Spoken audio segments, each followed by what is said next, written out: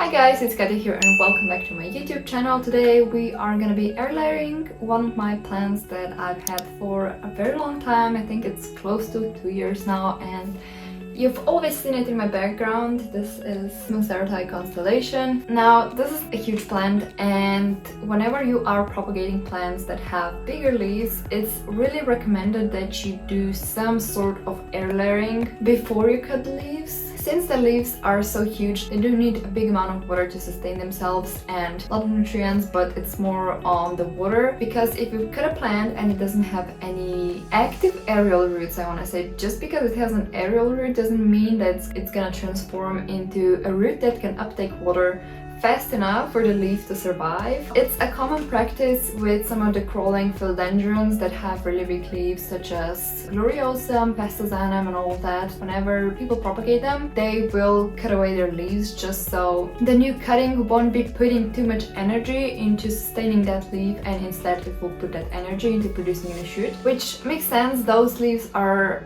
thinner than Monsteras and they are more prone to water loss. Now for the Monsteras, I've decided to air layer it just because I want a nice cutting. Top cuttings can sometimes then have like really deformed new leaves, and I kind of want to minimize that as much as possible. I know the plant won't be growing a new leaf for quite some time, and the latest leaf that it has grown is kind of hardened, so I think it would be a good time to prop within 2 weeks time. And during this time, what I plan to do is put a little pot of soil next to the aerial root that has started to grow, and I kind of want to trail it into the mix so it has a root system before it has been cut, so it will have an easier time dealing with stress and propagating, and it's gonna have easier time absorbing the water, which is really needed. The rest of the cuttings I will probably just plop into water because they have aerial roots that long and longer.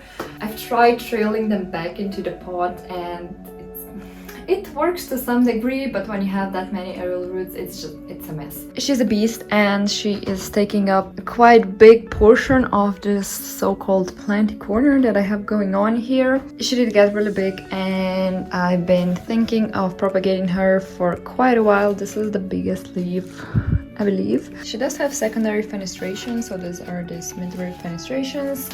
She does have really nice ruffles on the petioles. So this right here is the newest leaf that it has grown. It does have a splashy variegation. It does remind me more of a Thai constellation and not those ties that practically look like elbows. They can be pretty, but I do believe that this low variegated one is special. You don't see many of them and they're not as desirable from the general public. Now let's take a look at the stem. Also, I got this roller thingy to move her around, and it makes such a difference. Don't wait that long as I did. It was probably tissue culture just because it was grown from a seedling. I think this was the biggest leaf when I've received her. That was the biggest leaf, and now we're here. It's not the fastest growing one. It grows approximately 2 leaves per year. One is midsummer, which was this, and one is midwinter because it does that thing. Now there is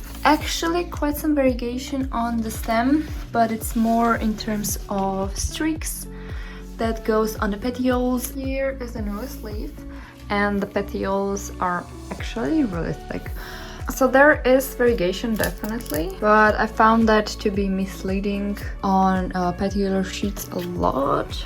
Now on the stem alone, not so much. It's also very thick. This is my hand for comparison. I was thinking of propagating it, and I would ideally want to keep the biggest 2 leaves being those 2, and it's starting to grow a root. So we will try and make this root to grow into a media. I will kind of put a pot up here with soil and kind of try to guide it down there before I cut it. Now ideally I could cut it with that leaf, but it's looking into a really weird direction, and I would kind of prefer to have just the top cutting with 2 leaves. Now this fruit is very long, and I'm not sure how would I put this in a pot. As you can see, it's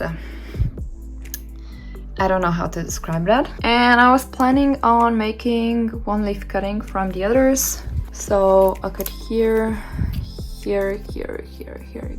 I can take a lot of cuttings. Here I am representing the professional setup on how to air layer your plants. I have a box that plants were sent in, a book, and a box from my calculator. I wouldn't go for this setup, but since I won't be home and I won't be moving any of this, I think it should be fine. I've chosen this see-through container just because I want to see if there is any active root growth, and I will probably put some moss on the top of it. Now I do have some reusable soil that I've just added more classic soil into it, and we're gonna put it in there. Oh look, there's a tag in there, yeah, random.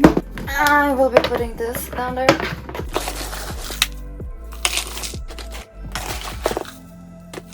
So I think filling it up to that amount is okay. As I mentioned, I will put some moss on top of here just so it could hold moisture well. This is still a very airy mix, I am aware of that. How will I water this, you ask? Probably just as it is. I will water it whenever I put it back to its original position, and I will kind of leave some water here so it can soak it up. So yeah. So that was it for this video. Hopefully you've enjoyed and found it useful. Let me know if you do this with your bigger plants. I haven't really propagated Thai, like, never, so it's gonna be a first time for me. I think that's gonna be interesting. I will post a video whenever I decide to do that, because it's gonna be a hot mess and I think it'll be funny to look at. Anyways, if you enjoyed, please give it a like and hit the notification button, and I'll see you next time. Bye!